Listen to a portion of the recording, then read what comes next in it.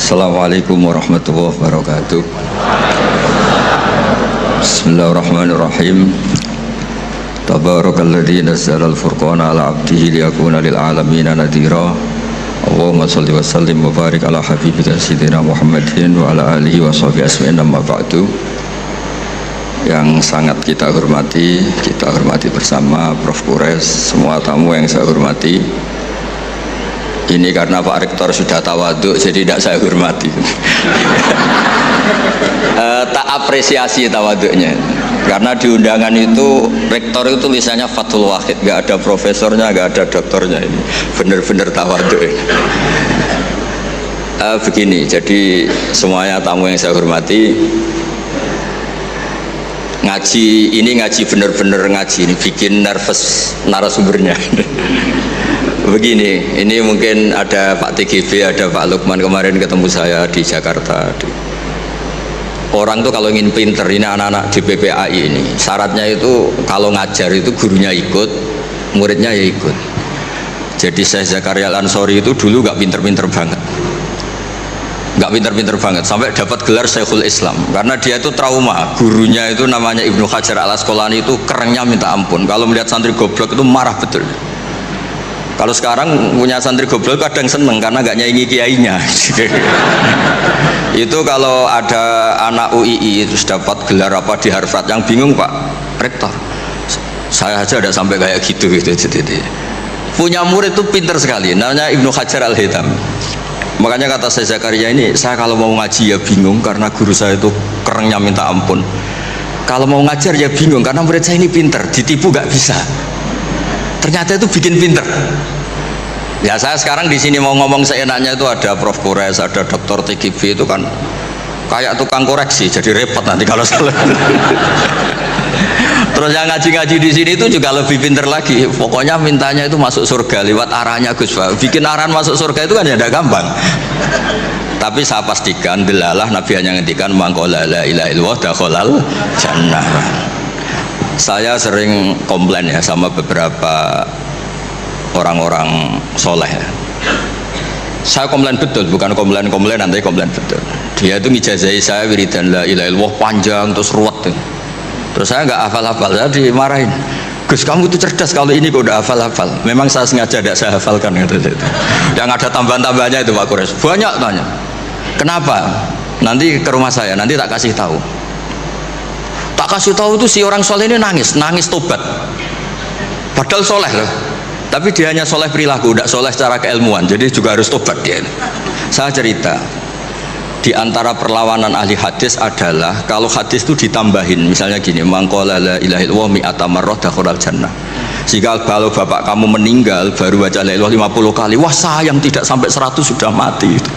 Jadi berkahnya tidak ada hitungan, itu luar biasa. Tapi kamu nganggep biasa, makanya kita harus konsisten. Hadisnya hanya mangqala la ilaha illallah dakhalal jannah. Jangan kamu tambahi mi'ata marrah, jangan kamu tambahi sekian-sekian, itu bahaya ya. Sehingga ketika ada hadis mangkana akhiru kalamihi la ilaha illallah, ditambahi akhir, orang yang akhir kalamnya la ilaha illallah dakhalal jannah, yang di akhir kata-katanya itu la ilaha illallah, perkataannya itu. Itu ada orang mau mati, sudah mafatkan la ilaha illallah, tapi terakhir terus bilang jangan lupa ya BPKB-nya ditebus. Itu anaknya susahnya itu minta ampun. Karena anaknya terus berpikir, Gus berarti akhiru kalami abi itu tidak la ilaha illallah tapi BPKB, ini gimana ini? Saya sebagai kiai yang baik itu tak carikan referensi supaya yang BPKB ini ya masuk yang akhiru kalami. Ini cerita kebaikan saya di depan Pak Kores. Gak apa-apa cerita kebaikan, daripada gak diakui mendingan diceritakan supaya itu. Tak cari, itu riwayatnya Abi Dawud, dan beliau sendiri dalam menambahi akhiru kalami. Di riwayat yang lain itu gak ada akhiru kalami, cukup mangqala la ilaha illallah dakhalal jannah. Karena itu bikin keresahan, kata akhiru kalami itu bikin keresahan.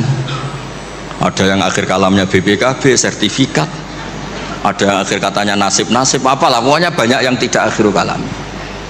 Sehingga keilmuan hadis itu harus dijaga. Makanya kata Imam Muslim, Sahihain itu Bukhari Muslim, beliau ngendikan lam naros sorihin akdaba fi syai'in akdaba minhum fil hadis. Saya tidak pernah melihat orang soleh berdusta kayak mereka berdusta ketika meriwayatkan hadis. Ini penting saya utarakan supaya orang itu nggak gampang terjebak sama riwayat-riwayat nggak jelas. Tafsir itu menjadi kacau itu gara-gara riwayat-riwayat yang tidak apa jelas.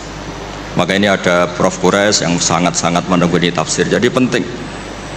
Jadi mengkhidmati orang Islam itu dimulai dari cara pandang. Kenapa saya menjadi orang baik? Itu sederhana sebetulnya, karena mengakui hukum. Saya ini memang kalau diundang jarang mau, kecuali ada teror-teror tertentu.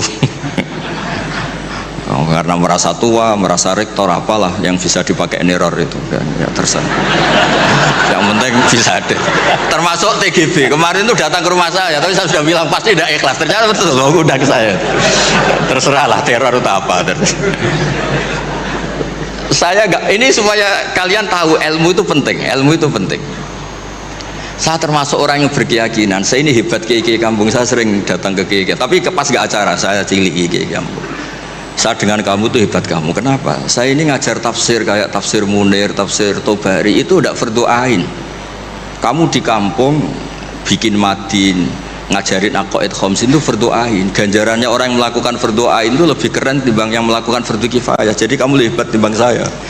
Dia tawadhu, tapi memang bisa saya gitu enggak, tetap lebih hebat. Ini penting supaya ada penghormatan kita pada kiai-kiai kampung kan yang dilakukan itu selalu fardu ain. Makanya saya tuh pernah suatu saat berpikir kenapa ada hadis orang miskin tuh masuk surga lebih dulu 500 tahun ketimbang orang kaya. Dulu saya janggal. Ternyata kalau orang miskin tuh komunitasnya itu utang beras, jadi urusan nyawa.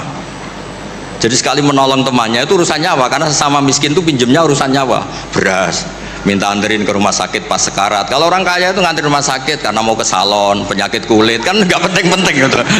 Sehingga surganya agak lambat karena yang dilakukan selalu tidak penting. Kalau orang miskin yang dilakukan selalu apa? Penting. Tapi masalahnya zaman akhir orang miskin banyak melakukan yang tidak penting itu masalah itu. Itu nggak sesuai rencana Nabi. Inginnya Nabi itu kalau sudah miskin ya selalu apa? Penting. Ternyata banyak orang miskin yang perilakunya tidak penting.